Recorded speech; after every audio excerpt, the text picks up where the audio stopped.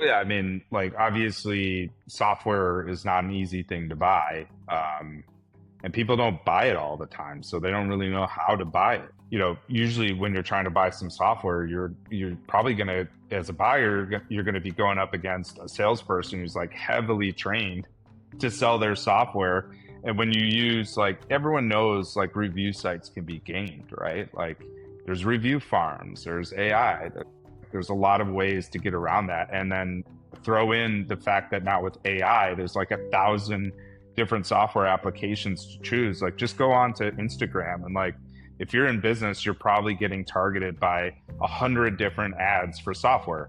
And so as a business owner that's not technical, that could be super daunting when you're trying to find the right software. It's like, what do I buy? And even me, I've bought and sold a lot of software in my career, and it can be difficult. It can be daunting. Like, what solutions do I buy? How do I find someone to help me implement it? Even when companies say, "Oh, we'll implement it for you," well, you still have to have someone on your team. There's still a lot of systems you have to wire up, and there's a lot of questions you got to ask. And then, salespeople are pretty smart. They're like, there's ways that you can get good contracts. They'll say like, "Oh, well, we'll give you our best price if you sign a 3-year deal." Okay, so you're thinking, well, yeah, I'm going to sign a 3-year deal, and then you sign the software contract. They're like, okay, now it's going to be 20,000 to implement.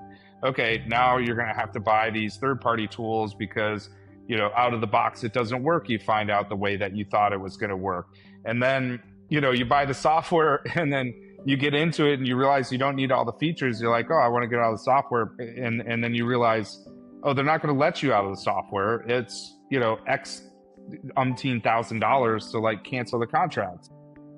All of these are like real problems, and people don't want that stress. They're busy, they got a lot of things going on, they're trying to run the business, they're trying to take care of their family, whatever they want to do. They just want to know that they have a place that they can trust, where if they go there, the software is going to work. They're going to be able to get answers to their questions. They're going to be able to get connected to the right advisors and people that can help them. And that's what we tried to do with Uprank. So really what we're trying to do is we're just trying to make the experience of buying software, make it more seamless, make it easier, make sure people don't get locked into bad contracts, make sure that, their questions get answered. And ultimately, like, every product in our marketplace is going to be vetted. Every advisor is vetted. We have experts on hand that you can talk to, real people, to get answers.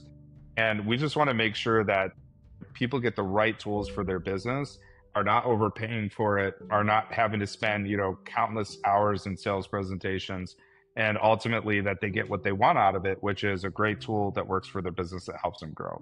So that's what we're trying to build with Uprank.